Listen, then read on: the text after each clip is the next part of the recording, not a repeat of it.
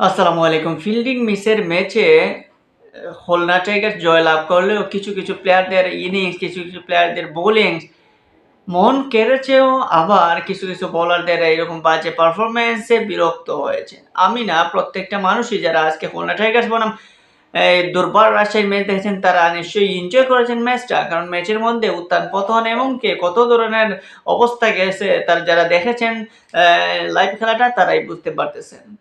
Khulna Tigers এই মুহূর্তে point টেবিলে কিছুটা হলেও উন্নতি হয়েছে।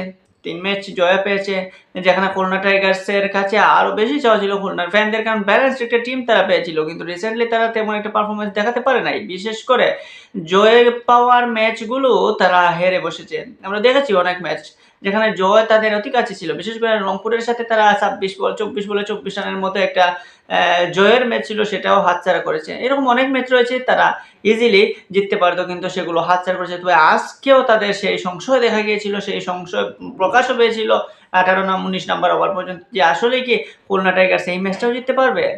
200+ রান, সেখানে 210টা রান তার টার্গেট দিয়েছে খুলনা টাইগার্স। সেই ম্যাচ যদি জিততে না পারে তাহলে এত হতভাগা হয়তো মেহেদী মিরাজ কোম্পানিরা আর কখনোই হতো না। তবে যাক, দিন শেষে হাসান মাহমুদ কল্যাণে খুলনা টাইগার্স জয়লাভ করেছে। তবে খুলনা টাইগার্স জয়লাভ করলেও ম্যাচে যে বাজে পারফরমেন্স ফিল্ডিং ছিল দুই পক্ষেরই, দুর্বার রাজশাহী কিংবা খুলনা টাইগার্সের, সেটা দেখে গেছে। মৃত্যুঞ্জয় চৌধুরীরা বারবার ক্যাচ মিস করেছেন। আফিফ হোসেন ধ্রুবর মতো শক্তিশালী ফিল্ডার, যে নিয়ে ওয়ার্ল্ড ক্লাস বলেন বা বাংলাদেশের মধ্যে অন্যতম সেরা ফিল্ডারও বলতে পারেন। সো এই ফিল্ডারের হাতে ক্যাচ মিস হয়, বাউন্ডারিতে ৪ হয়, সেটা কি মানতে পারবেন কেউ? কিন্তু সেটাও মেনে নিতে হবে, যেহেতু এটা ম্যাচ, ক্রিকেটে অনেক কিছুই হতে পারে। তবে যাক, মেহেদী হাসান মিরাজের মুখে হাসি ফুটেছে, কারণ সেই লেভেলের একটা অস্বস্তিতে ছিলেন তিনি যখন বাজে ফিল্ডিং হচ্ছিল। তার উপর এই বিপিএলে তেমন একটা ভালো অবস্থানে ছিল না তার দল। অবশেষে তারা দুর্বার রাজশাহীকে দুর্দান্তভাবে হারিয়েছে। তবে দুর্বার রাজশাহীর ক্যাপ্টেন আনামুল হক বিজয়কে আপনি আলাদাভাবে দেখতেই পারেন, আলাদা চোখে রাখতে পারেন, আলাদা উপরে রাখতে পারেন। বিপিএলে প্রথম সেঞ্চুরি করেছেন আনামুল হক বিজয়। সেই সেঞ্চুরির মধ্যে ছিল ইম্প্যাক্টফুল একটা খেলা, বিশেষ করে তার স্কোপ শটগুলো ছিল দুর্দান্ত। সেই আনামুল হক বিজয় চেয়েছিলেন শেষ পর্যন্ত ম্যাচটা জয় জিতিয়ে মাঠ ছাড়লেন, কিন্তু সেখানে জয়টা পেতে পারেন নাই, কারণ সেখানে তো বাংলাদেশের অন্যতম সেরা death specialist bowler Hasan Mahmud রয়েছেন।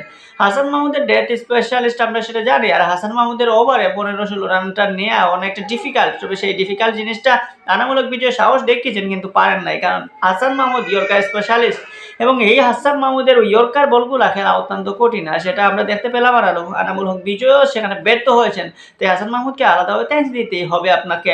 তো আনামুল হক বিজয়ের এই ইনিংসটার মর্মার্থ বা গুরুত্ব অনেক, বিশেষ করে তার ক্যারিয়ারের জন্য, এবং তিনি এই মুহূর্তে যে এফোর্টে রয়েছেন এবং তার প্রত্যেকটা ম্যাচ দেখতেছি যেভাবে ক্যাপ্টেন্সি করতেছেন বা যেভাবে খেলতেছেন, নিজেকে অনেক সামনে নিয়ে আসতেছেন এবং নিজেকে অনেক পরিপূর্ণ দেখাচ্ছেন। অভিজ্ঞতা টুইটুম্বরও বলতে হবে এই আনামুল হক বিজয়কে। আশা করি এই পারফরমেন্স নেক্সট ম্যাচেও ধরে রাখতে পারবে। দুর্বল রাশির জন্য শুভকামনা থাকবে, কারণ এই যে পারফরমেন্স আজকে তারা দেখিয়েছে, প্রত্যেকটা ব্যাটার ফিল্ডার সব কিছুই আসলে বলা যায় যে ওয়ার্ল্ড ক্লাস, আউটস্ট্যান্ডিং একটা পারফরমেন্স। তাসকিন আহমেদের বোলিং যত সময় যায় আরও গতিশীল হয়, আর কুর্দার হয়, সেটা তাসকিন আহমেদ প্রত্যেকটা ম্যাচে দেখা যাচ্ছে। তবে আজকে হতাশা হতো যদি মৃত্যুঞ্জয় চৌধুরী এত বাজে বোলিং না করতো। মৃত্যুঞ্জয় চৌধুরী যদি একটু ভালো ব্যাটিং করতে পারতো, হয়তো 200-র ভিতরে আটকাতে পারতো খুলনা টাইগার্সের ব্যাটিং লাইন আপকে। তবে খুলনা টাইগার্সে আজকে দীর্ঘদিন পর রুবেল হোসেন ফিরেছেন, এবং রুবেল হোসেন ফিরে তেমন কোনো বড় কিছু করতে পারেন নাই। 2টা ওভার বল করার সাহস করিয়ে দিয়েছিলেন এই মেহেদী হাসান মিরাজ, সেই 2টা ওভারে 30 রান দিয়েছেন। তো বুঝতেই পারতেছেন যে আর রুবেল হোসেন দীর্ঘদিন ফিরে তেমন একটা ভালো কিছু এনে দিতেও পারেন নাই, বা দর্শকদের কাছে তেমন ভালো কিছু হতেও পারেন নাই। তাই যা হোক, দিন শেষে হাসান মাহমুদের কারণেই তারা জয়লাভ করেছে, এবং মেহেদী হাসান মিরাজের এই 17 নম্বরের ওভারটা খুবই ইম্পর্টেন্ট ছিল। বিশেষ করে ওই ওভারে যদিও 11 রান এসেছে, কিন্তু ওই ওভারে হয়তো আরো আক্রমণাত্মক যদি হতে পারতেন রায়ান বাল কিংবা আনামুল হক বিজয়, হতো তাহলে হয়তো ভালো হতে পারতো। যাক, এরকম এনজয়েবল একটা ম্যাচ চট্টগ্রামে দেখতে পেরে দর্শকরাও খুশি, এবং এইরকম বিপিএল এর এইরকম উত্তেজনাপূর্ণ ম্যাচ ভালোই লাগে। দিনের মধ্যে তো লস করেন না, এইরকম হাই উত্তেজনার ম্যাচ হলে সত্যিই ভালো লাগে। অভিনন্দন খুলনা টাইগার্স, আশা করি নেক্সট উইক ভালো কিছু করবে। এবং দুর্বার রাজশাহীর টিম এফোর্টও দেখেও ভালো লাগছে, তারা সত্যি সুন্দর খেলেছে। বিশেষ করে আনামুল হক বিজয় আউটস্ট্যান্ডিং, এবং আরেকজনের কথা না বললে নয়, খুলনা টাইগার্স মাহিদুল ইসলাম অঙ্কনের লাস্ট যে 30টা রান করেছে, সেই ইম্প্যাক্টফুল রানটাই মূলত খুলনার জয়ে বড় ভূমিকা রেখেছে। ওই 30টা রানই, মাহিদুল অঙ্কনের ওই 30টা রানই আসলে মেইন চাবি খুলনার জয়ের।